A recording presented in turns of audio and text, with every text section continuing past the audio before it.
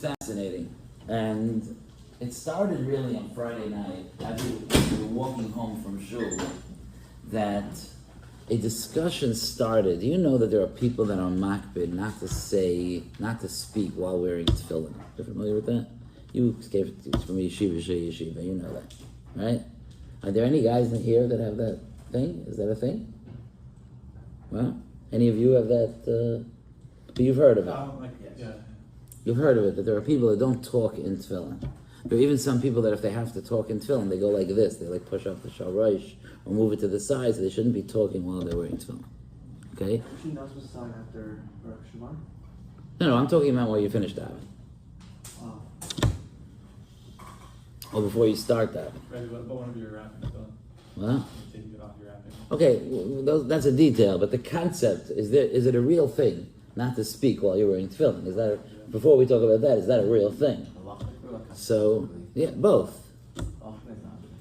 Okay. Unless they talk, obviously, nothing inappropriate or whatever. Okay, so it's not 100% pasha what you're saying, but I just want to tell you that I was walking home Friday night. Were you with us? No, I don't think so.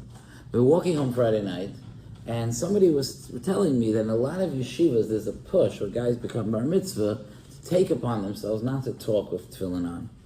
And we were countering that because I have noticed great Rosh Yeshiva, even Gedolim, that will greet someone with tefillin and ask how they are and answer a shayla, not just in learning, but even a practical thing, and we'll talk with tefillin on. Michelle, you brought up the halacha. The halachic piece is in Siman, I don't remember, maybe Lamed Zayin, that the Mishnah Berurah does bring an inyan of not speaking, very much like you said, not speaking dvarim b'telim. Dvarim b'telim is not anything. Dvarim b'telim means stupidity. Lashon hara, even not lashon hara, but just like hacking, that's dvarim b'telim. So that there is brought in halacha in inyan not to do. But not to say mazel tov on the simcha, it's wonderful to see you, that's not dvarim b'telim. So that's not necessarily brought. The person was saying it, I thought he was saying it as a value, that there's a value in keeping tefillin holy and not speaking while you're wearing tefillin. You hear it? The shel yad, the shel rosh, to have kisvei kodesh in it, and not speaking while you're wearing tefillin. So I wanted to discuss that in light of a medrash from this week's parasha.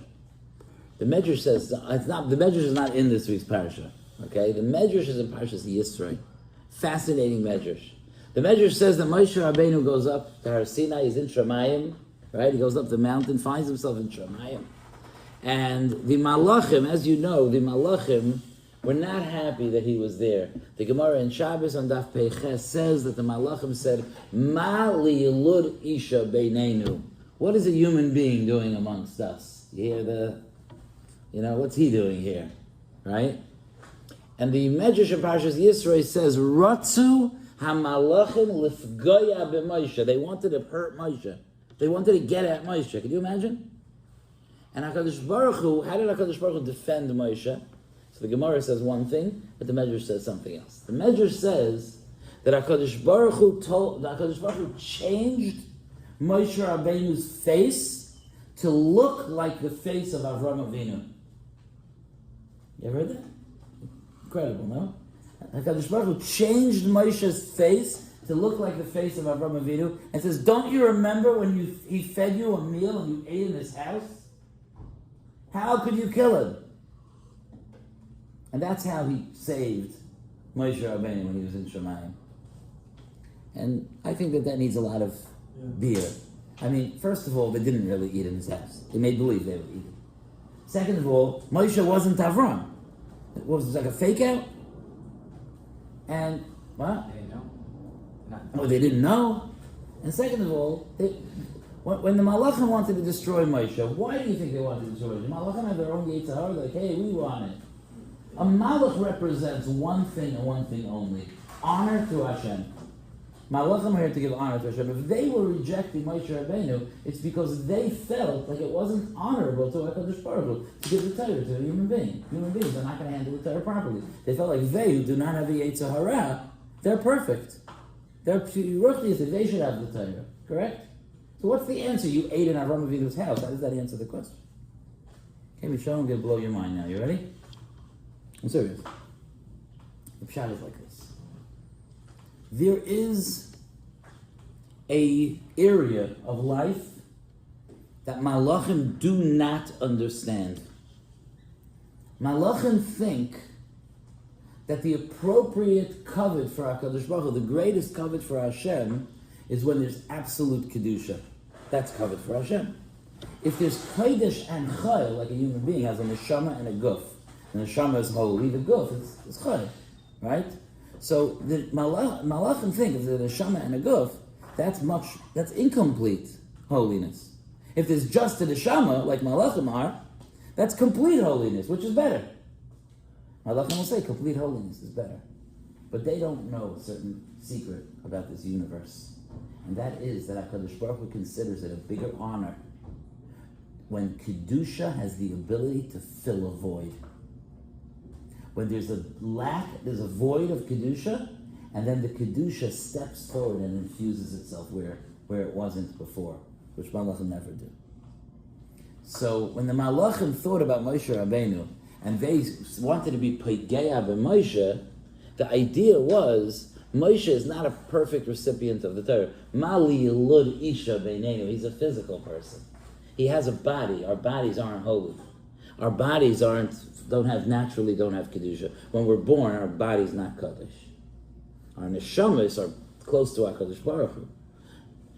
And what the Malachim didn't understand is that was the entire point of the creation of the world, is that HaKadosh Baruch Hu wanted to create beings, us, who will take Kedusha and spread it, take the light and spread it to where it's dark.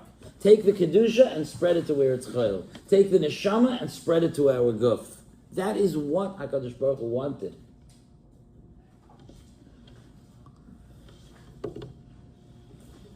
So when did this come out the strongest? When Avraham Avinu gave himself a bris milah. As we discussed on Thursday night, a bris milah in the body represents the ability that we have to bring Kedusha to the body. Or else Hashem's bris wouldn't be in our bodies if it was not capable of being holy. Correct? So the greatest example of the purpose of the creation of humanity was when Avraham Avinu gave himself a bris milah.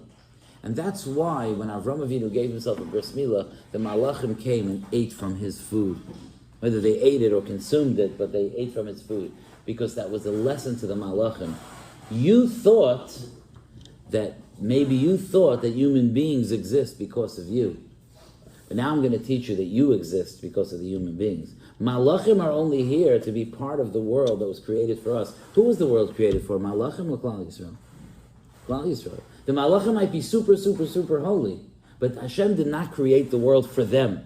Hashem created the world for us, not in spite of the fact that we're not super holy, but because we're not super holy, because that's where our job comes in. That we're going to fill ourselves with holiness. We're going to fill the world with holiness. So after Avraham Avinu got his bris milah, he hosted Malachim to show, no, I'm the purpose of creation. You are sustained by me. I'm not sustained by you.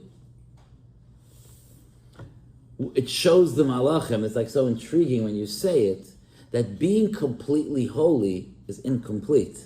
And being incompletely holy is complete. Because that's where the job is, to fill the void with Kedusha. Okay? So that's what Hashem was doing. When Moshe Rabbeinu came up to Shemayim to accept the Torah, it was to fulfill this destiny of Klal Yisrael, to fill themselves with Kedusha, and to fill the world with Kedusha. When the Malachim wanted to destroy Moshe Rabbeinu, HaKadosh Baruch Hu changed Moshe's face to the face of Avram to say, that lesson that I gave you then is appropriate now as well. He wasn't trying to fool him. He was trying to connect the lesson. Remember when you came to Avram's house and you discovered that he sustains you, you don't sustain him? Well, Moshe Rabbeinu, you exist because of Moshe. Moshe doesn't exist because of you. So get your hands off him. And that's the pshat of the Ratzu Lifgaya b'Moshe. Getting back to the tefillin, so I pointed out to my tzibur that I'm not saying that someone who has the minig not to talk in tefillin shouldn't have that minig. There are very good reasons to have that minig, because when you talk in tefillin, sometimes you can get distracted even from the fact that you're wearing tefillin, and that's not allowed. A person always has to be conscious of the fact that he's wearing tefillin. However, think about this. When nowadays we only wear tefillin by davening, because we're not strong enough to wear tefillin the whole day. But back in the day, they wore tefillin the whole day, right? So imagine you were a farmer, okay? I don't think they had computer programmers in those days, but imagine you were a farmer, okay? You got up in the morning, you went to shul, you put on your tefillin, okay? Davening was over, you folded up your talis, you put your hand into your jacket or robe or whatever you wore in those days, and you wore your tefillin the whole day, okay? You didn't speak any divrei chag? Of course you did! You went to the farm, and you told the workers, okay, we're going to do this part of the farm today, and please don't do that. Of course, the whole day you were talking. When you went home, you didn't help your kids eat breakfast? You didn't get their lunches ready for school? You just didn't talk the whole day? That's ridiculous. We wore tefillin the whole day. Michelle, I think it's an interesting thing to point out. All these people walking around that won't talk in tefillin are not doing what Klal Yisrael did for hundreds of years. Interesting, no? No? Of course we talked in tefillin. We wore tefillin the whole day. Okay, maybe Dvarim B'Tela, maybe we were more careful not to say silly things. Could be. We were on a higher madrega. Maybe we were more careful, maybe we didn't speak Lashon Hara in tefillin. That could be. But the concept of not talking in tefillin, while it may have validity, it's just interesting to think about the fact that it's certainly not the way Klal Yisrael lived. What am I trying to say? What I'm trying to say is that I'm afraid that when we talk about not talking in tefillin, it's because we're not realizing we ourselves are falling into the trap that the nations of the world have. We think there's the holy part of our lives and the mundane part of our lives. And we're not fully absorbing the fact that when I go to work and I interact with non-Jewish coworkers, I'm still doing my job of being a holy person and filling the world with holiness. And when I'm with my kids and I'm trying to break up their fights or get them ready for school or do their homework with them, I am still doing the job of filling the world with holiness. And when I take my wife out to eat and we're sitting there and we're talking about what's going on by me and what's going on by her, I am doing the job of filling the world with holiness. And it is appropriate to wear tefillin for those things. Because a Yid wore tefillin the whole day. Because yes, holiness is our job. And we know that even the mundane and the regular and the day-to-day stuff can be done in a holy way. It's done halachically, it's done appropriately, it's done in a way that makes people admire Hashem's people. You hear the Nakuda? Yes, tefillin makes sense tefillin makes sense during the week while I'm at work. Because that's the whole point of Avraham Avinu. Or else the Torah could have been given to Malachim. And I find that very interesting. When I was saying the drasha, I said Shabbos is a holy day. But the job of Shabbos is to spread its strength into the week. That we should have a holy week because we spend that holy day. Okay? A close friend of mine, David Meir Rabbi Shapiro, sent me a message this morning, sent me a voice note. And he told me that the Sfas Emes says that the Kedusha of Shabbos is felt during the week in tefillin. Isn't that amazing? That means that this idea that Shabbos spreads to the week is actually felt in the fact that we wear holy tefillin during the week. Perhaps that's why we don't wear tefillin on Shabbos. And we wear tefillin while we do our regular things. Now, nowadays, we're not on that madrega, but let's not forget that mission that we have. The mission that we have is that no matter what, when you're sitting here with the Gemara open in front of you, that's a very, very, very holy place to be. You're learning Hashem's Torah. There's nothing more intimately close to HaKadosh Baruch Hu than learning His Torah.